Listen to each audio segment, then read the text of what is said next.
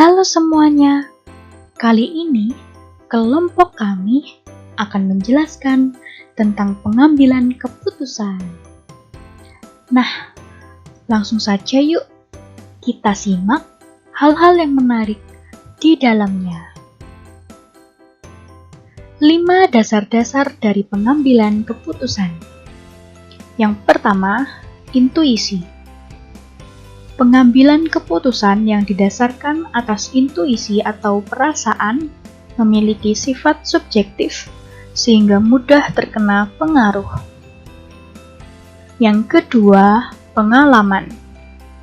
Pengambilan keputusan berdasarkan pengalaman adalah memberikan manfaat bagi pengetahuan praktis karena dengan pengalaman yang dimiliki seseorang maka dapat memperkirakan suatu keadaan, memperhitungkan untung ruginya, serta baik buruknya keputusan yang akan dihasilkan. Yang ketiga, fakta. Pengambilan keputusan berdasarkan fakta dapat memberikan keputusan yang sehat, solid, dan baik, sehingga dapat menciptakan kepercayaan yang lebih tinggi serta keputusan yang dibuat dapat diterima dengan lapang dada. Yang keempat, wewenang. Pengambilan keputusan berdasarkan wewenang biasanya dilakukan oleh pimpinan terhadap bawahannya atau orang yang lebih tinggi kedudukannya kepada orang yang lebih rendah kedudukannya. Keputusan ini dapat bertahan dalam jangka waktu yang cukup lama dan dapat menimbulkan sifat rutinitas. Yang kelima, logika. Pengambilan keputusan berdasarkan logika yaitu suatu studi yang rasional terhadap semua unsur pada setiap sisi dalam proses pengambilan keputusan. Pengambilan keputusan berdasarkan logika bersifat objektif, logis, transparan, dan konsisten untuk memaksimumkan hasil atau nilai dalam batas kendala tertentu, sehingga dapat dikatakan mendekati kebenaran atau sesuai dengan apa yang diinginkan. Selanjutnya adalah pengambilan keputusan dalam konflik. Pengambilan keputusan dalam konflik adalah pengambilan keputusan yang terjadi apabila alternatif keputusan yang dipilih didapatkan dari adanya pertentangan atau persaingan dari dua atau lebih pengambil keputusan. Suatu keputusan diambil apabila yang kita hadapi tidak dalam situasi yang diinginkan, tetapi terdapat pihak-pihak lain yang juga memiliki kepentingan dalam keputusan yang hendak kita ambil. Selanjutnya adalah perbedaan teori pengambilan keputusan tradisional dan modern. Untuk tipe keputusan di program, apabila secara tradisional teknik pembuatan keputusannya berdasarkan kebiasaan, prosedur rutin, dan struktur organisasi. Dan apabila secara modern, teknik pembuatan keputusannya berdasarkan teknik riset operasi dan pengolahan data elektronik. Selanjutnya, apabila tipe keputusan tidak diprogram, secara tradisional, teknik pembuatan keputusannya berdasarkan kebijakan intuisi, coba-coba, dan seleksi atau latihan para pelaksana. Dan apabila secara modern, teknik pemecahan masalah yang diterapkan pada latihan pembuatan keputusan dan penyusunan program-program komputer heuristik. Selanjutnya, pendekatan teori pengambilan keputusan. Menurut Siagian, pendekatan dalam pengambilan keputusan terdiri dari pendekatan yang interdisipliner, pendekatan yang sistematis, pendekatan berdasarkan informasi, pendekatan yang memperhitungkan faktor-faktor ketidakpastian, dan pendekatan yang diarahkan pada tindakan nyata. Pendekatan yang interdisipliner yaitu proses pengambilan keputusan yang tidak bisa dilihat sebagai suatu tindakan tunggal dan tidak sebagai suatu tindakan yang seragam yang berlaku untuk semua keadaan, serta dapat digunakan oleh pengambil keputusan yang berbeda dengan tingkat efektivitas yang sama. Proses pengambilan keputusan terdiri dari berbagai ragam keterampilan dan pengetahuan yang diperoleh dari pengalaman dalam kehidupan berorganisasi. Pendekatan sistematis yang terdiri dari pendekatan atomik dan holistik. Pendekatan atomik yaitu suatu proses logis yang melibatkan pengambilan langkah-langkah secara berturut atau sekuensial dengan merinci proses tersebut menjadi bagian-bagian yang lebih kecil. Pendekatan holistik yaitu pendapat lain yang mengatakan proses pengambilan keputusan menyangkut dengan naluri, daya pikir, dan serangkaian metode intuitif yang keseluruhannya dirangkum yang menjadi suatu kreativitas. Pendekatan berdasarkan informasi. Dalam pengambilan keputusan tanpa informasi berarti menghilangkan kesempatan belajar secara adaptif. Seorang manajer harus memiliki pengetahuan yang memadai tentang informatika untuk pengambilan keputusan yang efektif, serta harus menuntut agar tersedia baginya informasi yang memenuhi persyaratan kemuktahiran, kelengkapan, dapat dipercaya, dan disajikan dalam bentuk yang tepat. Pendekatan yang memperhitungkan faktor-faktor ketidakpastian. Betapa telitinya terhadap perkiraan keadaan, sedalam-dalamnya kajian terhadap berbagai alternatif, tetap tidak ada jaminan bebas dari risiko ketidakpastian.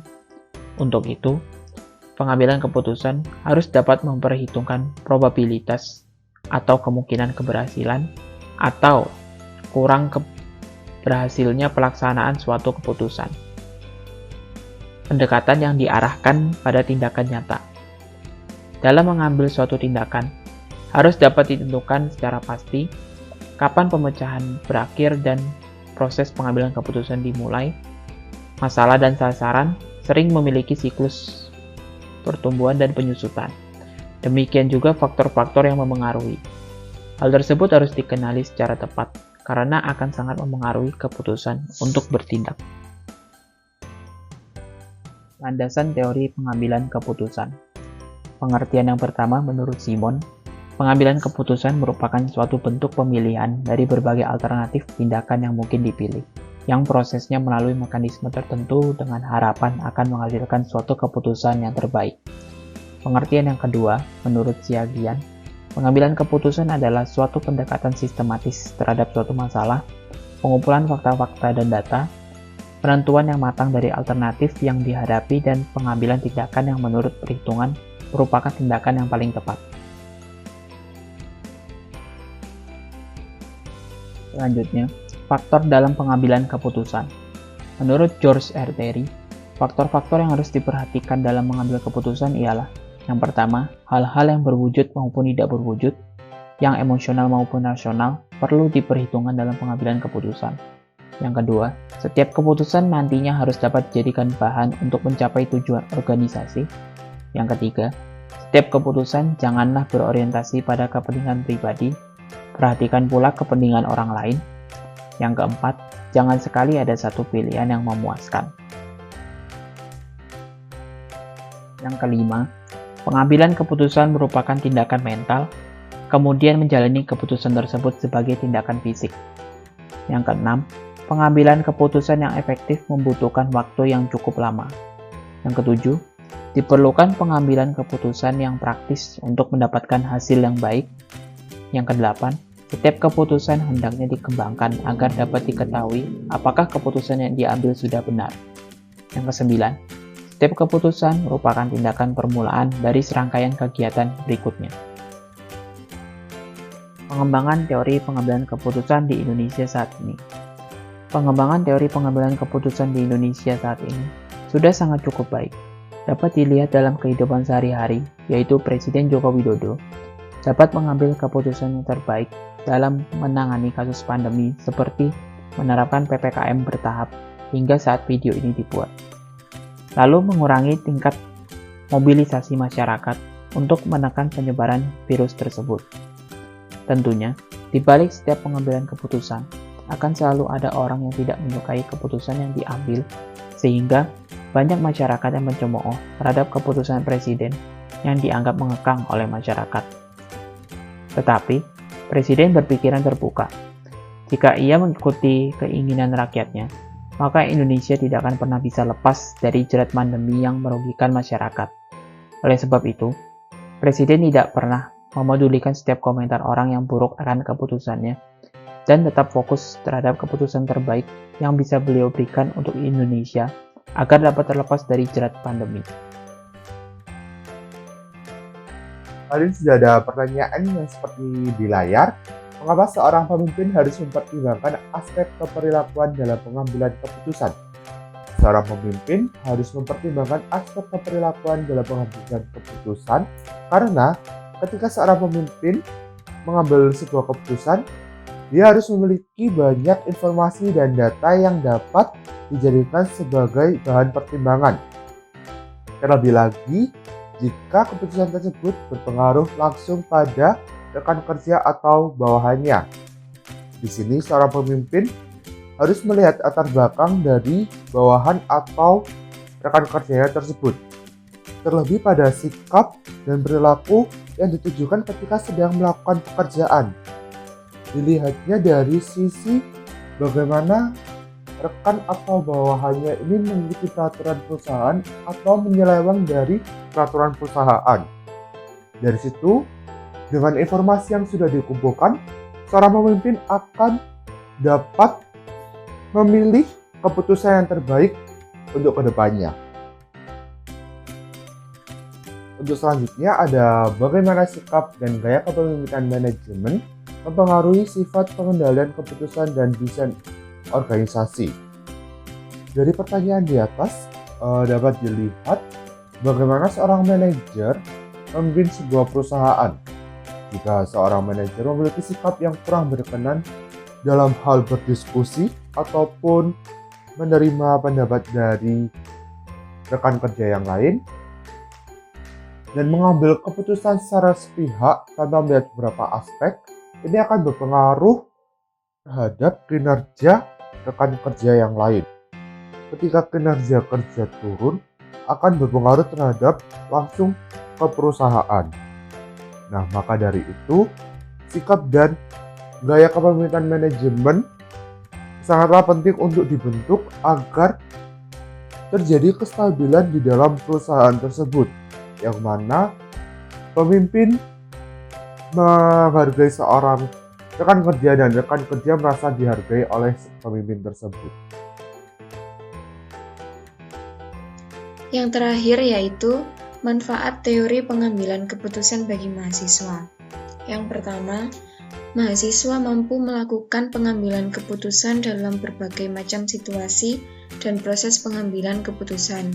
Yang kedua, supaya keputusan yang diambil oleh mahasiswa benar-benar tepat dan berkualitas, sehingga dapat diimplementasikan dengan baik demi untuk mencapai tujuan organisasi. Yang ketiga, mahasiswa mampu menerapkan proses pengambilan keputusan dalam kelompok atau organisasi. Yang keempat, mahasiswa dapat mengerti dan memahami setiap konsep dan mampu menggunakan konsep-konsep ini untuk menganalisis setiap situasi dalam proses pengambilan keputusan manajemen perusahaan, serta mampu membuat keputusan manajemen perusahaan dengan baik. Yang kelima, supaya mahasiswa bisa mempertanggungjawabkan keputusan yang sudah diambil. Yang keenam, mahasiswa dapat memperhatikan berbagai faktor atau hal-hal yang akan muncul ketika suatu keputusan diambil. Yang ketujuh, membantu mahasiswa dalam meraih keputusan yang memiliki konsekuensi baik dan keputusan yang lebih efektif. Yang terakhir, mahasiswa dapat menentukan alternatif terbaik dari beragam alternatif yang harus dipertimbangkan.